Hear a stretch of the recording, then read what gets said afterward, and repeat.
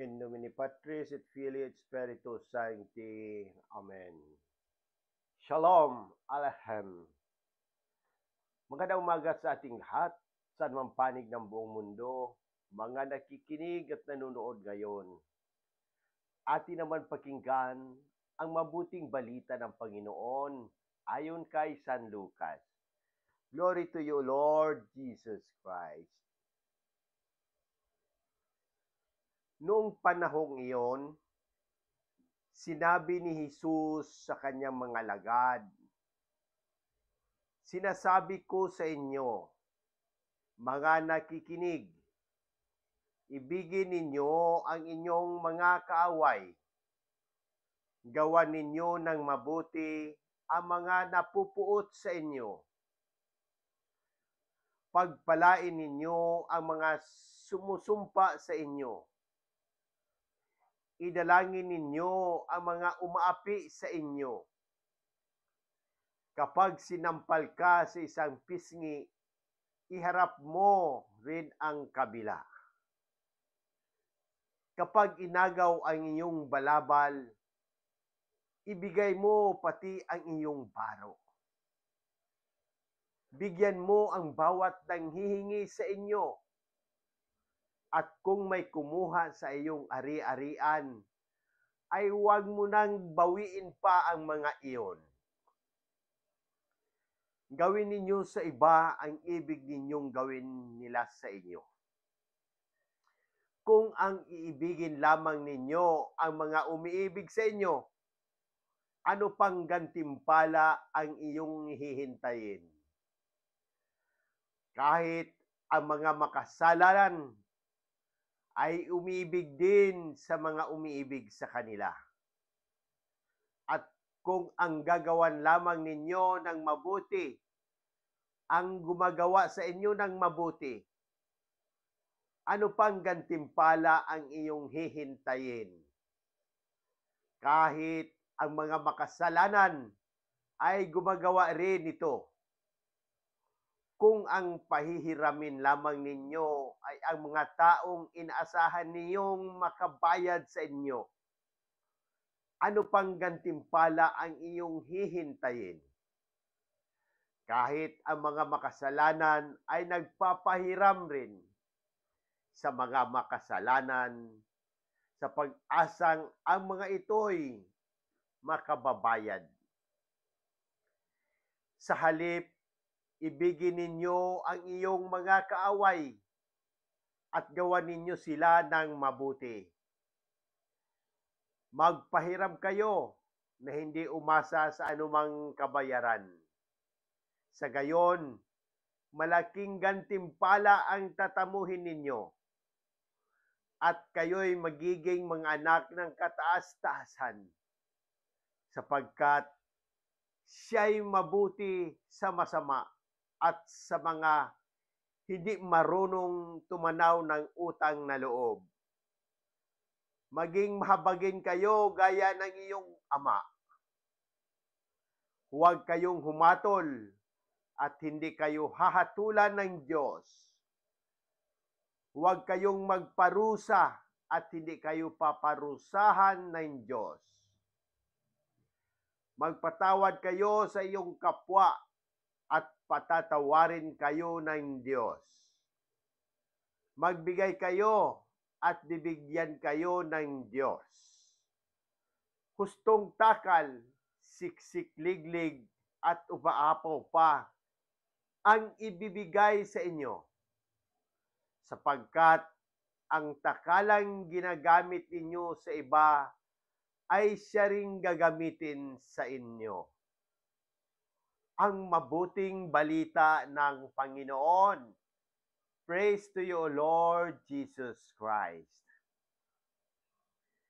Pagnilayan natin bilang mga Romano Katoliko sa unang pagbasa sa unang Samuel chapter 26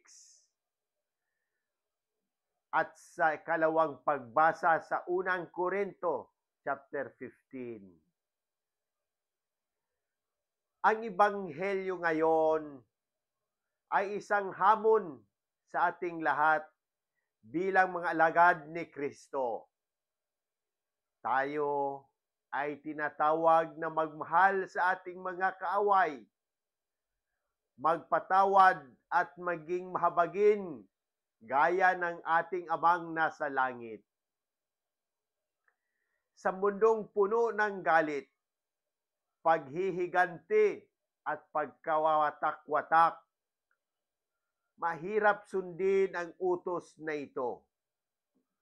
Subalit, ito ang tunay na diwa ng pagiging Kristiyano. Ang magbigay ng walang hinihintay na kapalit, ang magpatawad kahit hindi tayo humihingi ng kapatawaran, at ang magmahal kahit hindi tayo minamahal pabalik. Sa unang pagbasa sa unang Samuel, ipinakita ni David ang tunay na diwa ng awa at pagpapatawad.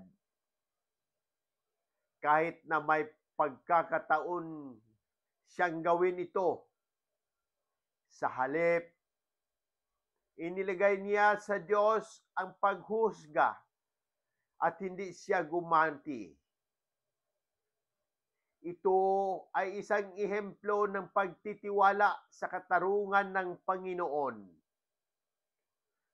Sa ikalawang pagbasa sa unang Korinto, ay ipinapaalala sa atin ni San Pablo na tayo ay tinawag upang maging tulad ni Kristo. Ang bagong Adan, bilang mga Kristiyano, tayo ay dapat mamuhay hindi ayon sa makalupang pagnanasa, kundi ayon sa espiritual na buhay na kaloob ng Diyos. Mga halimbawa ng pagbabago sa panahon ngayon. Una, pagbabago sa relasyon ng tao. Mas madali ngayon ang pagpapahayag ng damdamin dahil sa social media.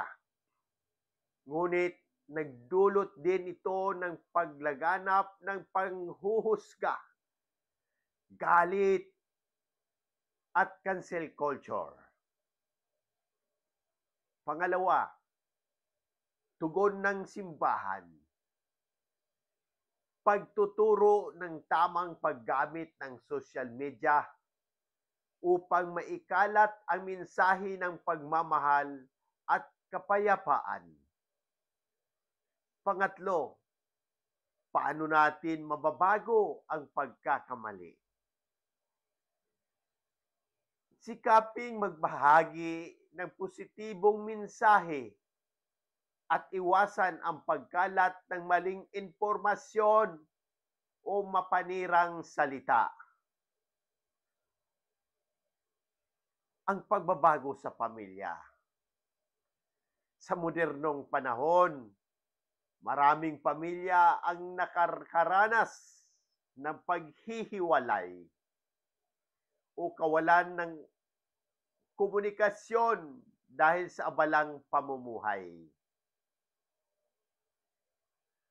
Ang tugon ng simbahan dito ay patuloy na magpapalakas ng mga programang pampamilya tulad ng Africana seminars at mga rekoleksyon para sa mag-asawa.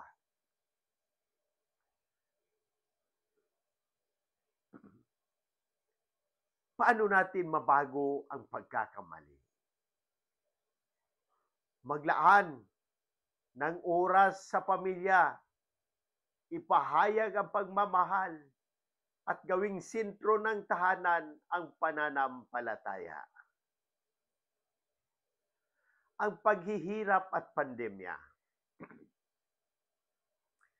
Maraming tao ang nagdusa sa sakit, pagkawala ng trabaho, at kakulangan sa pangangailangan. Ang tugon ng simbahan ay pagbibigay ng tulong sa mahihirap, pagbubukas ng community pantries, at pagpapalakas ng misyon ng kawang-gawa. Paano natin mababago ang mga pagkakamali? Maging bukas palad sa pagtulong, ipagdasal ang mga nangangailangan, at suportahan ang mga programa ng simbahan para sa mahihirap.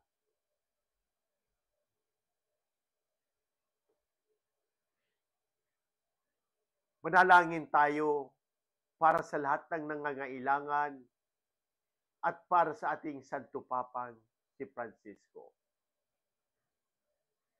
Amang makapangyarihan, ikaw ang Diyos ng awa, mapagmahal, at pagpapagaling. Inilapit namin sa iyo ang lahat ng may karamdaman kasama ng aming mahal naming Santo Papa, si Pope Francis. Sa pisikal, emosyonal, at espiritual, hipuin mo sila ng iyong mapaghimalang kamay. Pagalingin ang kanilang sugat at palakasin ang kanilang pananampalataya. Gabayan mo rin kami na maging daan ng iyong pagmamahal sa aming kapwa, upang maging instrumento ng kapayapaan at pagkakasundo. Ipagkatiwala namin ang aming buhay sa iyo sa pamamagitan ni Kristo na aming Panginoon. Amen. Ang ating mga referensya ay nabula sa Biblia, sa Lucas chapter 6, sa Samuel chapter 26, sa unang Korinto chapter 15, Katekismo ng Simbahang Katoliko 18252 to 1932 and 2842 ukol sa pagmamahal sa kaaway. Encyclical letter Fratelli Tutti ni Pope Francis, pagmamahal at pakikipagkapwa-tao. Ito ay paalala sa ating lahat, maging mahabagin, mapagmahal at mapagpatawad tulad ng ating Amang nasa langit. Sa muli, hinihikayat ko ang lahat, Katoliko man o hindi, na magtanong at pagnilayan ang mensahe ng Ebanghilyong ito. Kung may mga katanungan kayo tungkol sa pananampalataya, ang ating simbahan o anumang aspeto ng ating buhay, bukas ang aking puso na sagutin ang mga ito. Sama-sama nating pagnilayan at palagahan ang habag at pag-ibig ng Diyos na ipinapahayag ni Jesus sa Ebanghilyong ito. Sa pamamagitan ng ating mga gawain at salita, naway maging daluyan tayo ng habag at pagmamahal ng Diyos sa lahat ng tao. Amen. In nomine Patris et Filii et Spiritus Sancti. Amen. God bless!